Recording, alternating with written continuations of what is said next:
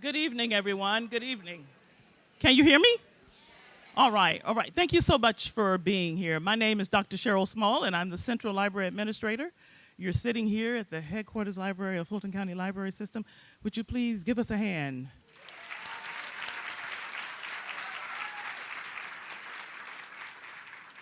And every time we have one of these signature author programs, I always ask, how many of you, is this your first time here? Raise your hand if it's your first time in this building. Absolutely wonderful. And please know that you're always welcome to come back, to get a library card, to enjoy all the programming, wonderful programming we have going on this summer. And I also want to recognize one person, I think she's still here, Miss Gail Holloman, the Executive Director of the Library System. Miss Holloman, are you here? Oh, there she is. Okay. All right, all right. Thank you all. Now, next to me, I have Bunny Hilliard.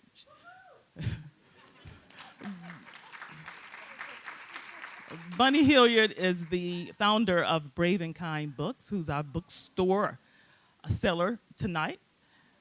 And we are in partnership. We've done a lot of great things together. But I also want you to know, if you have a book in your hand, raise that up. Let's see, where's your book? I mean, can you believe you come to the public library, you get a free book? Beautiful picture. Look at that. Somebody take a picture. All right. Wonderful. And that book is Kind Compliments of the Central Library, and of course, Ms. Gail Holloman, the Executive Director of this library system.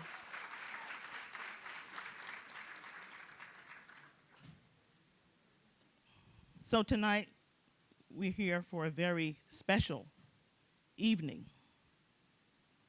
And on behalf of Fulton County Library System and in proud partnership with Brave and Kind, we're honored to welcome you to tonight's very special author event. So Atlanta, get ready. We are in the presence of greatness. So first and foremost, I'm going to introduce Miss Crystal Renee Heslett.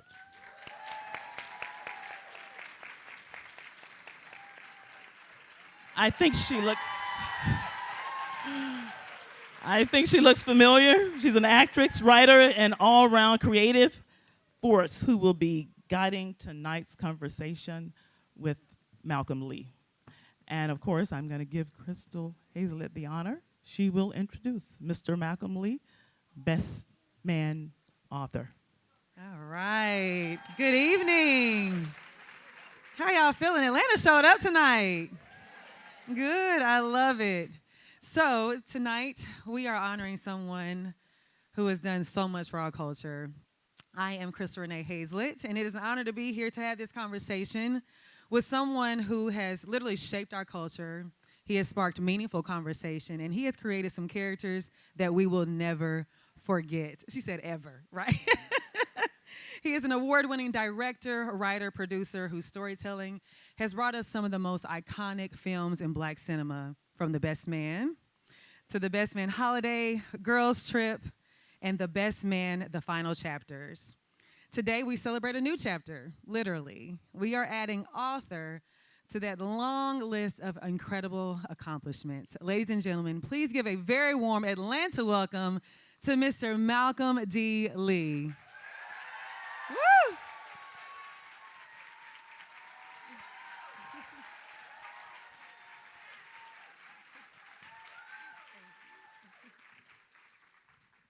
Y'all know Morris Chestnut's not here, right? Tay Diggs either, okay? It's just me. They are Thank here you. for Thank you for being here. Yes. Amazing. Has everyone gotten their books? Wow. So this is, I'm hearing they're flying off the shelves. That's what I'm hearing. Well, I heard the same thing. I hope that that's the case. Yes. You know? And really, it's very gratifying. I know that people wanted another movie, a continuation of the series. I know. That's what I just said. But these things are incredibly difficult to mount. Yes. They're expensive, and it take a while. I mean, as you all see, it was 14 years between Best Man and Best Man Holiday, 9 years between that and the final chapter. So this is a much quicker way to get you story. And it was really my my first foray into novel writing, which is something I've been fantasizing about for a little while now, and felt like this is something I want to try to take on. And I'm so glad that you guys are taking to it, because it's like I was like, oh boy, can we see Morris again with his shirt off? Can we see the brothers kind of interacting? Can't we see? And I get it, I understand. They're phenomenal talent, but also I wanted a chance to bring you into the minds and hearts of these characters as well, in a way that you haven't experienced before. So I'm hoping that you guys, I'm glad you're here to see it. I'm glad you're here to acknowledge it, and also that you bought the book, and that I hope you enjoy reading it. I think you will. Absolutely. I want to take it back to the 90s. What actually inspired you? I said, yes. I want to know what inspired you to actually write the original Best Man script. Yeah, I wanted to get my career off the ground. That was one of the reasons. And it's interesting because it was my sixth screenplay was The Best Man, and I wasn't seeing representations of myself, the people that I went to school with, representations of black men in particular, educated black men in particular, who weren't anybody that I recognized.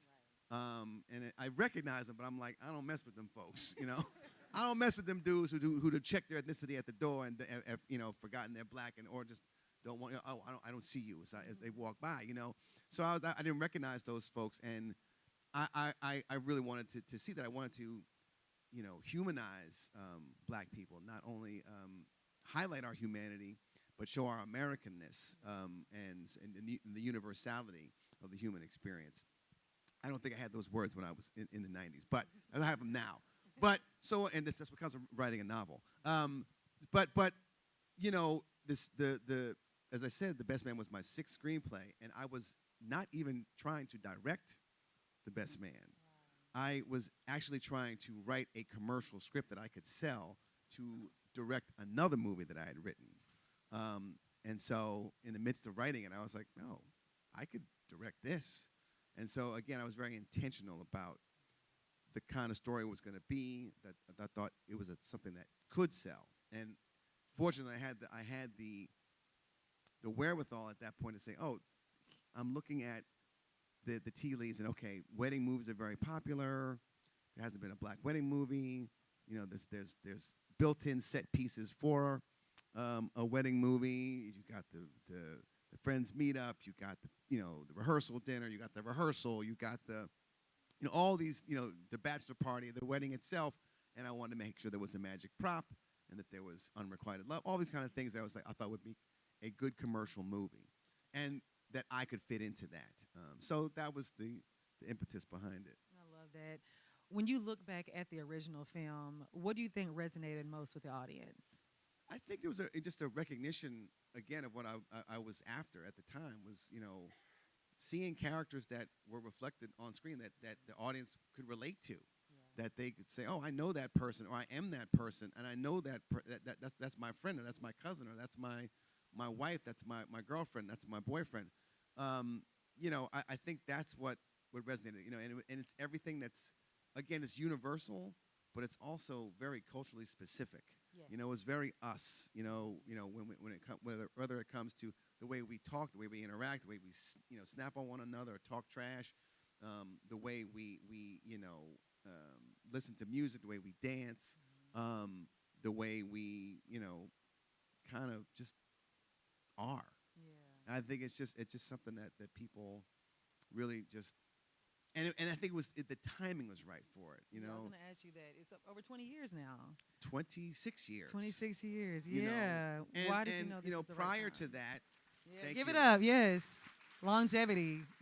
prior to Best Man, there wasn't a whole lot of representation, but at the same time, there were movies that demonstrated that there's content out there, or that there's movies out there that people want to see that don't have to do with living in the hood, or poverty, or pathology, or drug dealing, or shooting each other, and violence. And movies like Waiting to Exhale, Love Jones, Soul Food were all movies, all examples of movies that made money at the box office that black people were like, we want to see more of this.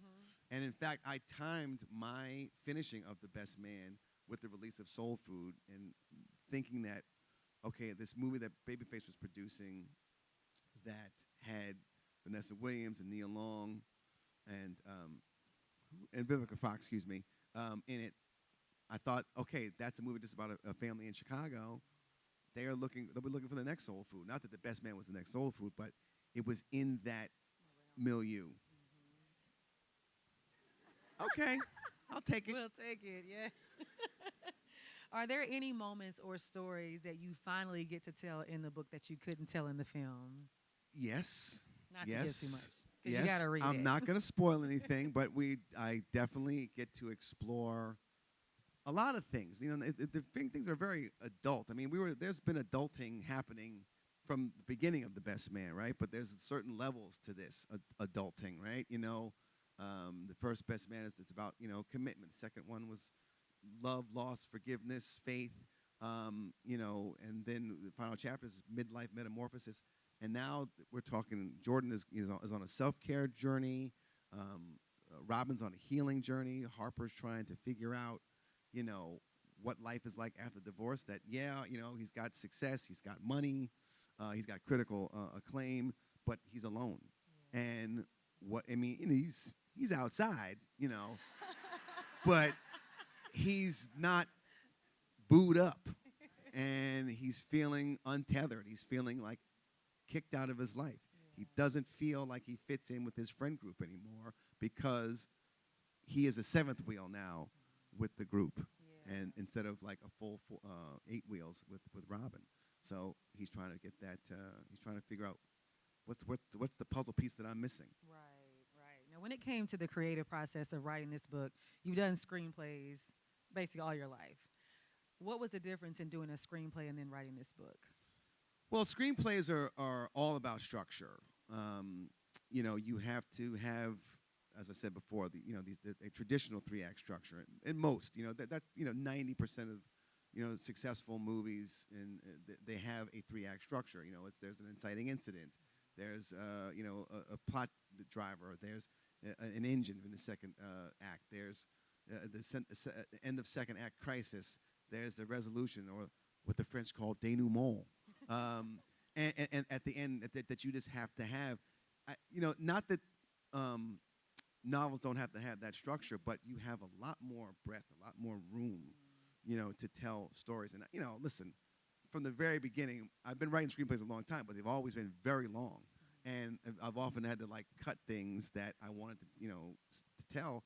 But the adage goes, like, you can't put everything in one screenplay. Save that for another screenplay. You know, and sometimes that's kind of, I really want to tell that story right now, but it's like, you can't do it. And there's much more room and a lot more, and I got to say, like, with a novel, you're really employing all 5 senses, right? You got sight, sound, you got feel, touch, taste, smell. I mean, it's just all there, you know, as a part of it. And we're very visceral in the storytelling. So it was kind of freeing, to tell you the truth. You talk about being freeing. Were there any moments and parts of the book that were therapeutic for you, or moments that were reflective, especially as a filmmaker in Hollywood? I don't know, therapy. Maybe. I think anytime I write something that is dear to me, there are moments that I have happiness, joy, sadness. You know, the emotions flow. You know, it's you know, depending on what I'm trying to do and what I'm saying. Like, you know, there's certain scenes in here that, like, you know, made me tear up as I was writing them, because I was visualizing them and just, like, you know, experiencing the pain of the characters. Did the same thing, you know, when I'm writing, you know, the screenplays as well.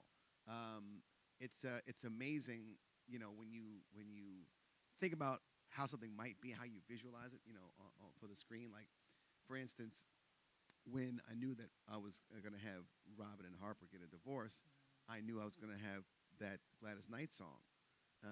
Neither one of us wanted to be the last to say goodbye, and I was like, and I played it over and over again. Oh man, and I would play it again, Malcolm. write the scene and read it. Oh yeah, and so like it's all in it. So all of that, I think the artistic process, it can be therapeutic. Yeah.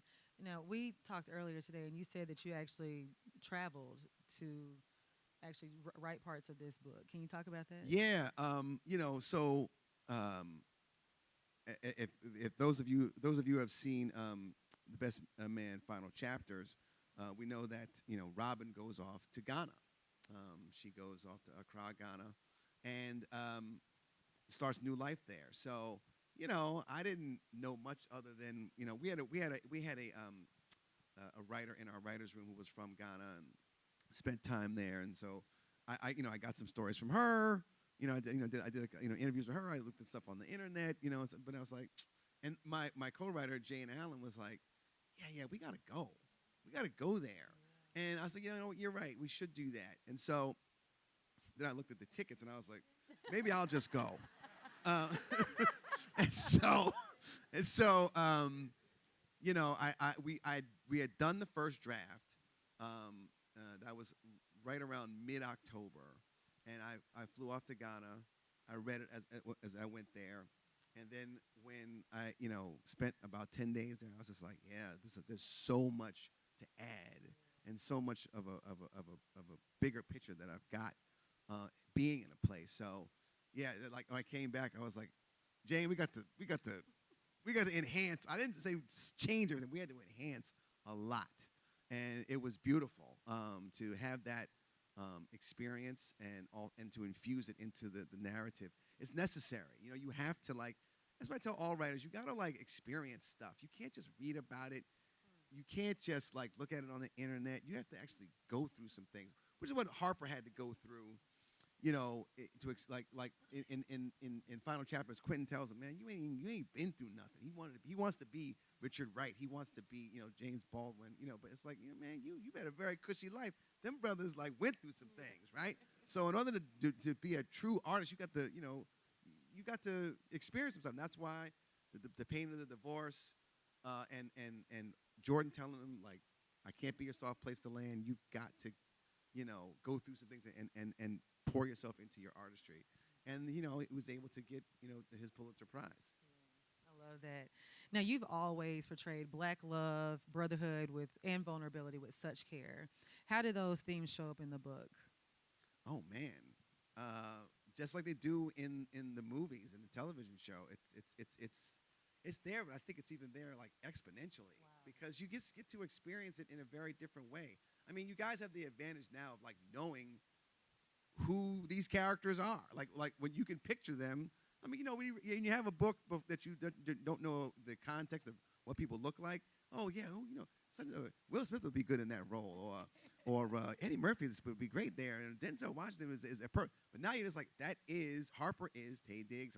So you know what they look like, what they sound like, and it's deeper than the movies. You get into their psyche, you get into their backstory, you get into how they think and what their philosophies are, and how they grew up, memories of their parents. We do a deep dive on, not that deep, but a dive on Jordan's backstory and where she came from and her parenting and why she is the way she is, so driven and so used to the grind and addicted to the grind. But now it's like it was making her sick, and so she had to like pull back from that and say, I'm going to choose me. Yeah. You touched on something that actually it kind of hit me about addicted to the grind and just on go. I think oftentimes women, we ask ourselves, is there a world in which we can have it all? Because men, I feel like men, they can go, they don't have to have children. You guys can go and do whatever you want to do. We have to either sacrifice something or we have to, either one's a sacrifice. Either we're going to build a family or we're going to go after the career. Yeah, I mean, you right. I mean, it's interesting when I was thinking about the Best Man final chapters. I said to my co-writer at the time, I said, I really want Jordan to have it all by the end of this story. And she's like, well, what does that mean exactly? Like, does having a family, a child, a career? Is that everything, or is the freedom to choose to do what you want to do, having it all? So I was like, it's a good thing I've got a woman on this thing to help with these perspectives, because it's like it's we get fed about what the perfect thing is all the time, right? About and so it's like it's good to have some other perspectives other than my own, which is why I teamed up with the novelist Jane Allen, to write this novel. I love that. Now, is there a character that you personally relate to now versus a character that you related to when you were younger, when you first wrote this? Has it changed? Not a whole lot. I mean, they all come from me. Harper and Jordan are definitely like characters that I relate to, because I too am on the grind and was always trying to reach for the brass ring. I still reach for the brass ring at times, but fortunately I've got a very healthy relationship. I got a great partner, my wife Camille, Dr. Camille. Excuse me, doctor. Okay, doctor. That's right. And she keeps me grounded. She not only elevates me and encourages me to pursue higher things. I remember when they asked me to step in and take over the for Space Jam, and I had never done a VFX or a animation thing before. I was like, babe, they want me to. I had a lot of doubts. I was like, they want me to do Space Jam. She's like, well, I hope you said yes.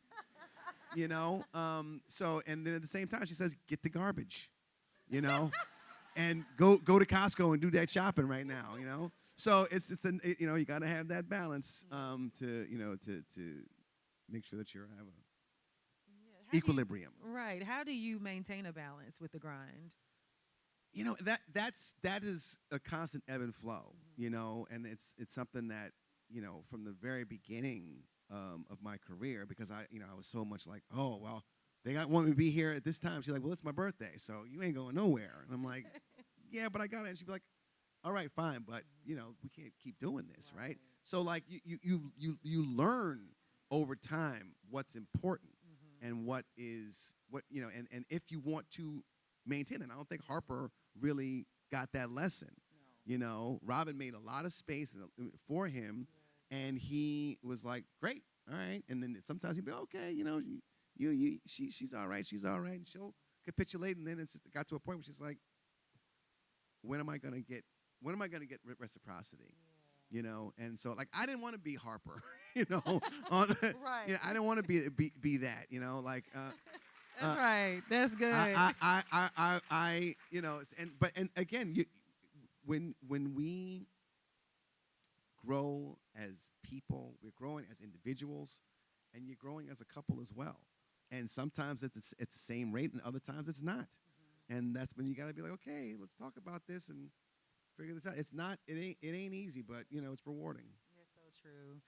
When I look in this room, I see mainly women. But originally, you wrote this script from a male's perspective. Let's talk about that and what you really want this book to do for men. Yeah, no, listen. Black women, thank you. I praise you for,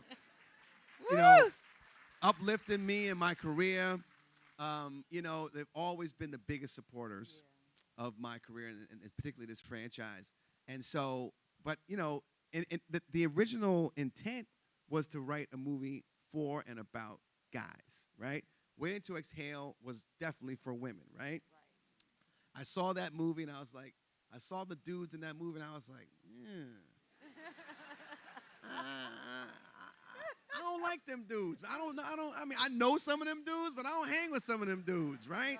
And so I was like, I want to tell a story just like she did about 4 black men who are very different and had different philosophies, but they were friends. They were part of a friend group. They had a shared experience of being black, being at a PWI, and all having the same goals of and aspirations about family and relationships and so on. And so I was targeting them. Now the women just happened to come along for it, honestly. I was not even, again, sometimes I'm not really thinking about it, but I know why wedding movies are popular. I'm like, I love love, so I watch a wedding movie. But I'm probably maybe 20% of the audience that's men in there watching a wedding movie. But women came along for the ride, but men were there too. And I implore and I'm challenging men to pick up this book and have conversations about it because it was written for you. It's written for all of y'all, but it's written for the men, right? Because women are going to have their book clubs and they're going to have the debates and they're going to discuss and they're going to say this, that, and the third, and they're going to have their consensus by themselves. And I want dudes to be like, okay, I'm coming into that group. I want a group of men book clubs to come in and like, share the debate. So I think it would just be a good thing. I'm not just trying to say, hey, borrow it from your sister, borrow it from your wife. If you don't even want to pay for it, take it from the library. But I implore men to realize that this book is also for them because there is a lot of emotion in it that deals with men and masculinity and doing the right thing and all these things that we think about and we may not discuss all the time. That's so true. I love that, and I think it's important that we have healthy conversation, especially in our community, because a lot of times we don't, And I see some men make some noise. Yeah. Okay. Black men read. Yeah. Or they listen. Like right, we get the audio book. That's there too. Yes, it can that's happen. there. And you can also have a little sip of bourbon, smoke a cigar, and listen See? or whatever. Like. And hook up with your boys. Like, yo, you read that? You read that book? You read that? What do you think about that? What do you think about that, man? Oh, word. You know what I mean? Like, let's get it going. Let's get it popping. I love that. Now, are there any parts of this book, or just as you're writing, that actually mirror your life, or that you pull from your own life? No. I mean, no, I will say this. My wife is a therapist. And so, like, Jordan's got a self-help journey. So, there's parts of that. I did a little therapy last year. I had working through some things. Anything else in my particular life? Not really. It's really because these characters have taken a life of their own. That's so true. So yes, there's certain themes that go along with being an adult. Mm-hmm. Yes, absolutely, friendship. Thank you, baby. Friendship is obviously a very big theme, but like I guess I didn't say because there's nothing crazy's happening to my friends. Or maybe there is, and I'm just like not talking about it. It's possible. Yeah, I know. Secret safe for me. All right, fellas.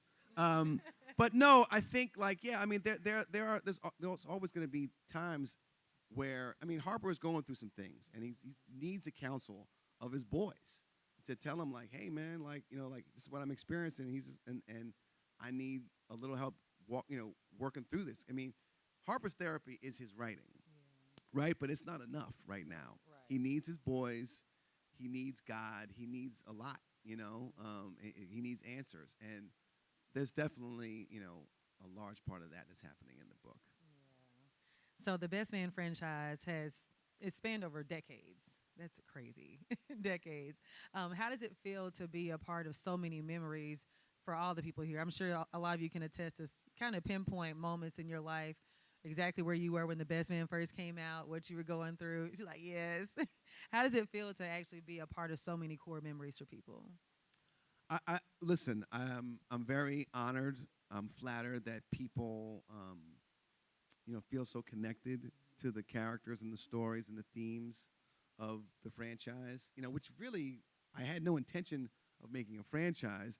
I did have the intention of making a classic. That was my intention. You did that. Also, in making The Best Man. I wanted to have a movie that stood the test of time, that people would really feel connected to. Feel like, and these actors really embodied the roles. They were so excited about, playing roles like this and having an opportunity to just, again, play human beings, and with a very universal story and themes, and it didn't hurt that they were very good looking and still very good looking. Yes, they are. So you get to picture all of that and read and again, you get to picture that all that in reading the book, and there are times in this book that things get a little spicy. All right. Now, we talked about this too. In the books, they're always better than the actual movie because there's so much you can put in the book that you can't put in the film. So I'm That is excited. true. I will Yes. say, like, you guys are in for a treat. I'm not BSing you. I'm not just trying to sell books. I am trying to sell books, but I'm not just trying. I'm telling you, this is a great iteration of the films or of this legacy of The Best Man. I think it'll be a very satisfying read, and people are reading it as quickly and as voraciously as they were binging the series. I mean, people I heard people were watching it all the way through, straight through, and watching it multiple times. And I was like, that takes like 3 days to watch that thing. Like, and people I'm hearing is what I heard that people are reading the book in 2 days. It's 500 pages. Wow. You cannot put it down. It is a page turner. Ooh, are y'all excited? I am so excited. So, Malcolm, for the readers, what is your hope that they take from this book? It's always a tricky question. Like, I just hope that they feel satisfied that it honors the characters that they came to know and love from the first time that they met them, and that they recognize themselves, they recognize their friends, their neighbors, their family, and that they have a good time. And I guarantee there's going to be laughter. There may be some tears. There will definitely be like, what? Oh my God! How it? Oh, there's going to be like visceral reactions to some of this stuff, and a little bit of like, I guarantee. So I would love all of that to happen, and I think it will. I mean, I'm very proud of the narrative that Jane and I crafted, and I'm very excited for people to read. And I would love to see people, post online their reactions to it. I'd love to see reviews, even if they're terrible. Whatever. Don't do that. Hopefully there won't be too much of that. But would love that for my first foray into a novel that people will feel like it was just as satisfying, if not more so, than the books. Absolutely. I'm sorry, than the movies and television. Is there a hashtag or anything so we can like get this thing trending? It's like hashtag the best man unfinished business. Sure. How about that? Okay, make sure y'all had. There we go. We just did it. Hashtag the best man unfinished business. Best man unfinished business. UFB, Yes. yes. Please let's get it going. Like Let's get it Be going. let it be the book of the summer. Yes, I do And I have think a it question. could be. What is unfinished business? What are they? Oh, you'll find out. You will find out. And I'm sure a lot of y'all, well, first of all, it is the title of the book that started it all, that Harper wrote in the First Best Man. It is not that book, just to be very clear. A lot of people said, are we finally going to get to read the book that he actually wrote? I'm like, no, that's not what it is. But this is a very apt title. In fact, just so you guys know that the perspectives are Harper, Robin, and Jordan, and each chapter is dedicated to their POV, their point of view. So we get to know from a third-person point of view what they're going through, what they're experiencing, and what have you. And that was going to be book one, and book two was going to start to expand on Lance and his new wife, Jasmine, Murch and Candace. Yeah, that's exactly what's going to happen. That's the plan. And then we'd get into Quentin and Shelby and their story in book number 3 and have them all, speak. But as fate would have it, we did not wrap up Harper, Robin, and Jordan's story. There is a bit of a cliffhanger at the end here. And it wasn't intentional. It wasn't intentional. But I will say this. As a creator, as a writer, if there's any writers and creators in the audience, here's what advice I would give you, because it's happened on The First Best Man also. You have to, first, once you establish your characters, and establish, their journeys. You have to let them guide you because they will tell you where this needs to go. And when I had an idea, and Jay and I both got, went through our outlines, and okay, like, boom, that's where we're gonna land. But as we were writing it, and as it was starting to coalesce and get fuller, things were starting to be like, uh-oh, you got to do this, and I'm like, nah. And not only that, but between Jane and my editor Chelsea, who was great, by the way, and a great the woman who actually you know uh, shepherded the 3-book deal that we have. They were both like, yeah, Harper's got to do X, and or and so, like, again, from just a male perspective, and also the shepherd of this franchise for so long, I'm like, yeah, I don't know about that. And so, but you have to listen to input, right? You have to say, okay, what if? And does it make sense? And it did, and ta-da, you will see what the ending is. And it's, I mean, by the way, the same thing happened when I wrote Best Man, the first Best Man. Robin was never originally coming to the wedding in my first version of it. And then the question was posed, well, what if she did go to the wedding? And I was like, that's preposterous. That's stupid. I don't want to do that, right? Sometimes we can get stuck in our ways. Sometimes we can't get out of our own way. But sometimes you have to ask the question, what if? And the most important thing you can do as a writer is, and any storyteller, you have to put pressure on your characters. You have to push them through things, right? What happens, right? Like, he was going to, get his behind beat. He was going to get Lance to get over the broom, and everything was going to be fine. He'd go home to Robin and say, you know what, the past is in the past. I want us to move in together. Here's a key to my place. It's nice, but it ain't exactly what, would need to happen. So what happens? She gets to the wedding. He's in this second act, end of second act crisis, where the wedding is off, and he has no place to go. He has nothing he can do but confess what happened to the girlfriend that is in his corner. And she's like, all right, bet, I'm out. And he's like, please, I need you. She's like, all right, I'm going to see. And then what does she do? She helps smooth things out. She pushes him to do what he needs to do. And what happens?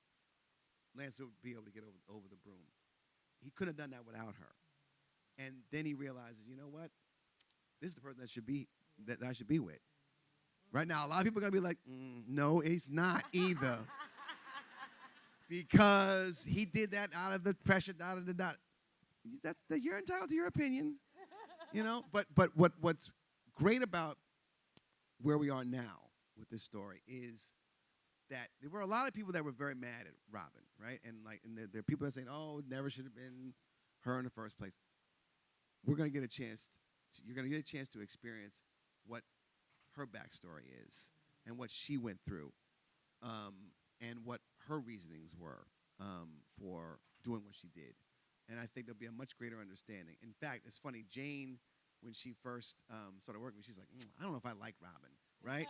And by the end, she's like, oh, my God, I love Robin. I understand Robin. And that comes with growth and time as well. So, I think it's going to be an interesting, it'll be an interesting debate how many people are still Team Jordan and Team Robin, or whether it's anybody who's hopping teams, or if there'll be, a shift, or they can say, like, you know what, we don't need to have teams. We like them both. We'll have see. to do a poll. I will do a poll. Yes. Will you help me do a poll, Atlanta? Yes. All right. So weigh in on that. I love it. Well, are we going to do some? Okay, you got it? Okay, we'll do a few questions. Oh,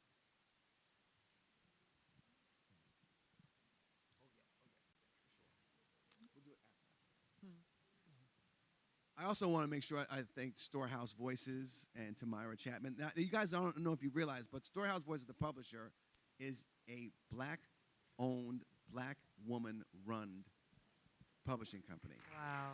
publishing house. And this is their first book. So good. Wait, before we do that, everybody hold up their books. Yeah, yeah, yeah.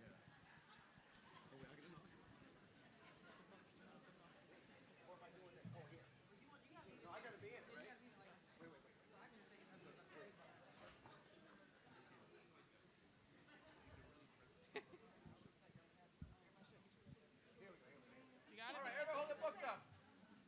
Them books?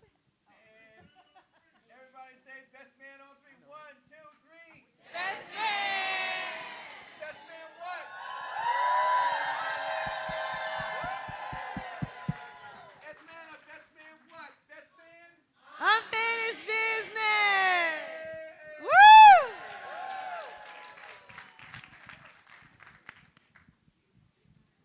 That was the part where he says, "Where are those books at?" You know, All where right. books- So we are gonna do Yeah. a few So questions. we're going to do a few questions, 5 to 10. So if you want to just raise your hand, and then Valerie and I will piggyback and forth. Are you ready? All right. Yeah, go ahead. Hello. How you doing? What's up, neighbor? How you doing, Malcolm? I'm good. Good. Good to see you. Yeah, that's Vina Critchlow. That's my neighbor from way back in Brooklyn. Way back when, and your dad called me and was like, "Vina, Malcolm gonna be in Atlanta." You know I love your father. Yeah, yeah. So I have a question. What's next? And can you talk a little bit about your influences? We know you have a 3-book deal. You still making movies though, right? So yes, there's book 2 and 3 coming after this. Yeah. Say again. I'm sorry. Not 10 years apart. Not 10 years apart. Good. Thank you for that. So books 2 and 3 coming. I just finished shooting a movie. I'm editing now. Called. Well, we don't have a title for it yet. But it's a. Yes, I'll tell you. It's a Blumhouse picture. It is an erotic thriller. Yes, it stars Chloe Bailey, Lynn Whitfield, Coco Jones, Lucien Laviscount, and I'm also venturing into the bourbon you guys will taste tonight. That's a business that I'm getting into as well. Spirits, Sable Bourbon. It's going to be a Sable summer if you make it. Okay, so you try some Sable tonight, you will like it. It's very, very smooth. It's a venture with Bespoken Spirits, myself, Harold Perrineau, Morris Chestnut, and Tay Diggs, who are not here tonight. Okay? Just want to make that clear. And yes, I can't quit my day job yet unless this book takes off. Then I'll be like, bye, Hollywood. All right. Our next question. We're also going to limit the questions to book content only. Thank you. Hi, Malcolm. When you're in the middle of telling your stories with this ensemble cast of characters, how do you know what is the right amount of time to devote to each said character within the story you're telling? And also, if there's enough story to pull from once your story is finished, like when you put it down, you say it's done, but then you come out with another one after that. Like, how do you know what is the right time for all of that? Well, it's an interesting question. I mean, it's a balance, right? And writing, certainly screenwriting, and novel writing too. It's all about rewriting. You're going to do several drafts. You'll write it through, and you got to get to the end. What I've told myself, and what I've told other writers is, do not be afraid of the crappy draft. You're going to write a crappy draft, at least some parts of it, but there's going to be a kernel of an idea there. You get to the end, you go back to the beginning, and you rewrite, and then you go get to the end, and you're going to rewrite again, and it will tell you, like I was saying before, the characters will tell you, the story will tell you where it needs to go. The same thing happens in movies too. When you are editing, you swear You need everything in that screenplay. Right, Mo? You need everything in that screenplay. Every single thing. And then when you get to the editing room, you're like, we don't need that scene. She said that in scene 5. And it's very clear because the actor brought so much to it. So, the stories are always morphing. And, you just have to, be discerning and also not be afraid to make changes because stuff can always go back, can always be rewritten. And you just have to just trust yourself. And don't be afraid to write the crappy draft. Hi, Crystal and Malcolm. My name is Latrice, and my question is, I'm an audio girl, so whose voice can I look forward to hearing? There's some very talented actors who are doing the audio book. But you're not going to tell us who? It's on pre-order. Well, happy listening.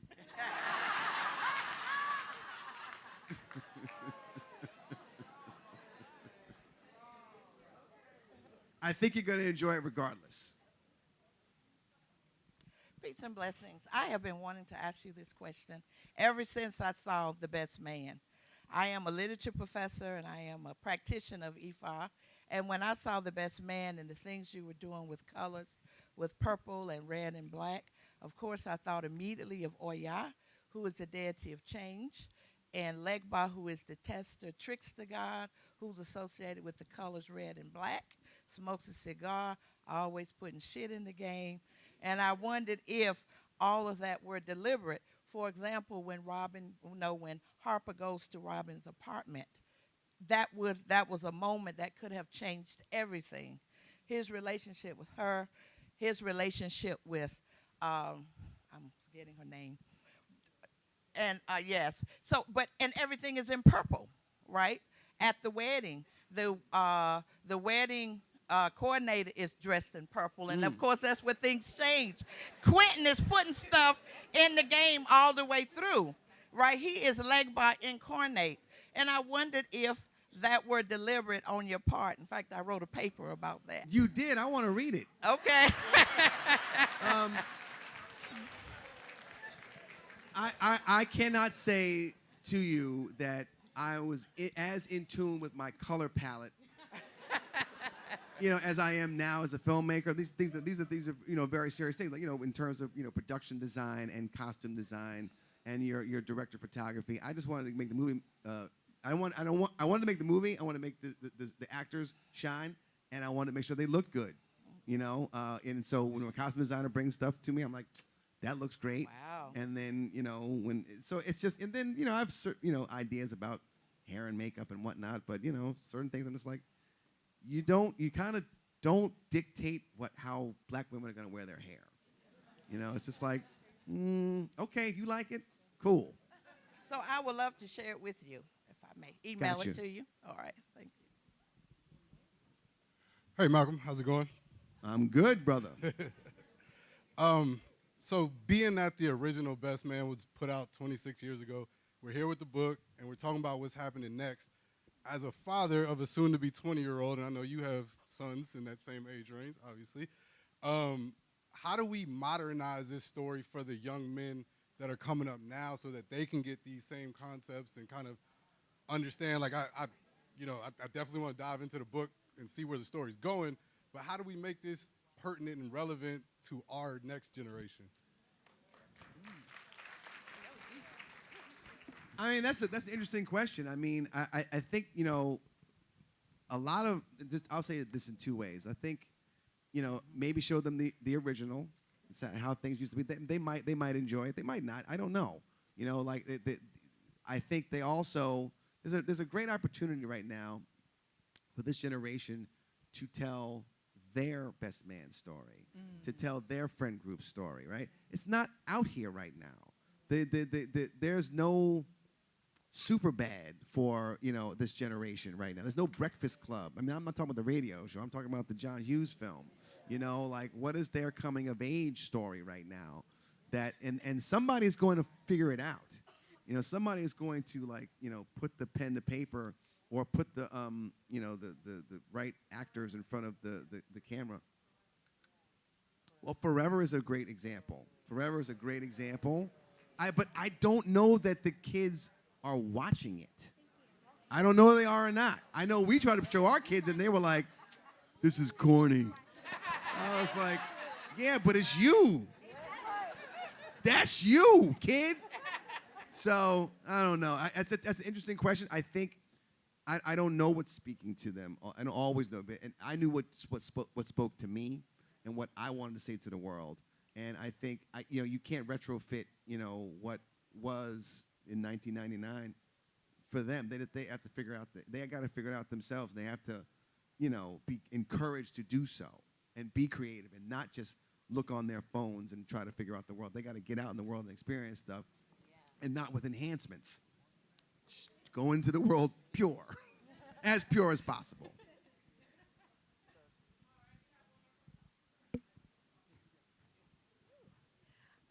I'm literally shocked that I'm here. My mom is probably going to pass out when she finds out that I was here and that we met. I grew up with these movies, and I am now, as a reader, I'm so excited to see what was once visual turned into a literary experience. And so you talked a lot about how when you were writing the screenplay, there was so much that you wanted to put into it. And I'm curious if there was any perspectives that you were really excited to dive into, because in film, it's primarily show, not tell. And so now that you're getting the experience of writing the novelized versions of these stories, were there any perspectives that you were excited to dive into? Were there any headspaces that you were like ready to talk from? And to talk a little bit about what that was like using their actual voices and their interior thoughts that we didn't get to see when we were watching the movie versions. Yeah, I mean, that was like kind of the biggest reason, to give a greater understanding, a greater depth of character when you get to in the literary space in the written page. There's a lot that you think you know about these folks, and you're like, oh well, why are they that way? And you're gonna get a much better idea. Because we're able to expound upon the storytelling in that way. I mean, again, it's Jordan's on a self improvement journey, a self-care journey rather. Robin is on a healing journey,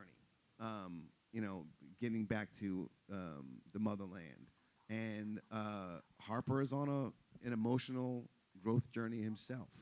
And you can do that in a movie. But it'd be very expensive. This movie takes place 4 different cities, 2 different continents.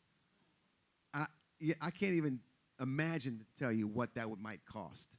If you mount a television show, and try and achieve that, you'd be doing a lot of stock shots. I'll tell you that much. You might be based in one place. Maybe you shoot it in. You shoot it in Atlanta. You could shoot it in South Africa. There's all I'll say is, it will be incredibly difficult. But by the way, that's not the purpose of the book. The purpose was to write a book, and the book should be the book. And I don't think that I'd be able to translate it, and faithfully.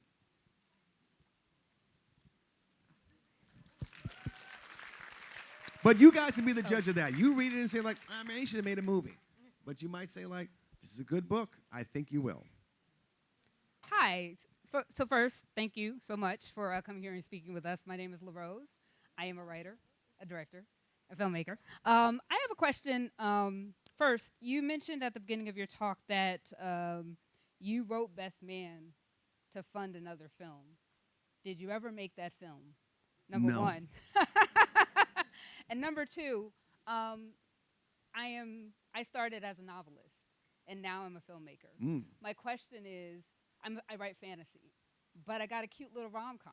My question is, should I direct the rom-com, or should I wait until I get the fantasy script? Whatever you can get the funding for, do. You do that one, okay? Yeah, I mean, why wait? Don't wait. Don't choose. Why try to do both, right? Don't wait.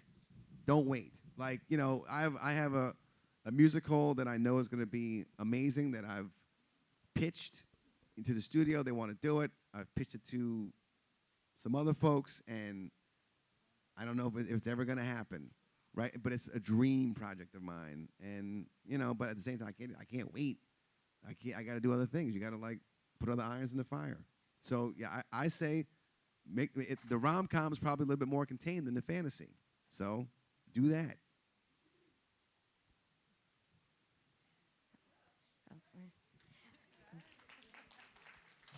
Hi, Miss.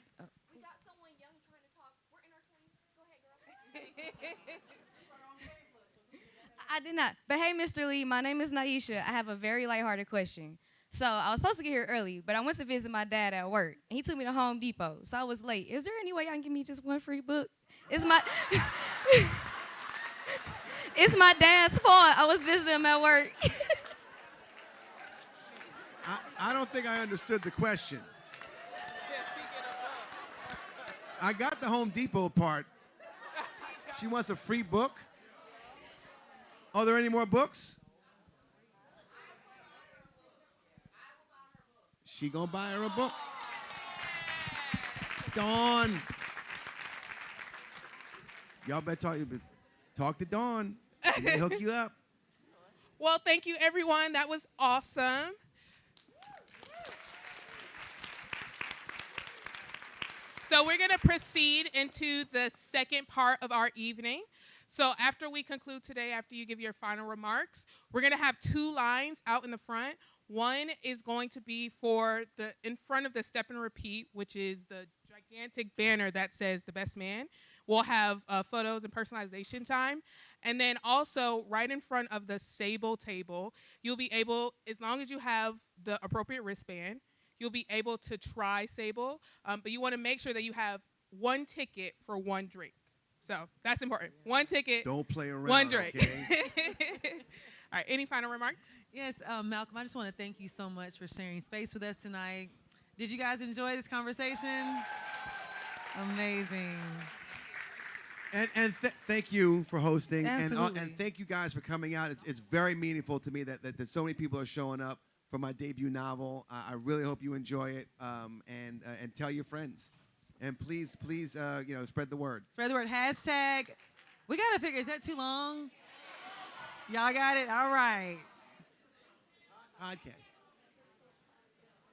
Oh yeah. Make sure you guys check out my podcast, Keep It Positive, Sweetie. Malcolm is actually one of our guests for the season 8. Yeah. Super excited about it. So make sure you guys check that out. We had an incredible conversation. It was a great conversation. We did, yes. Thank you guys.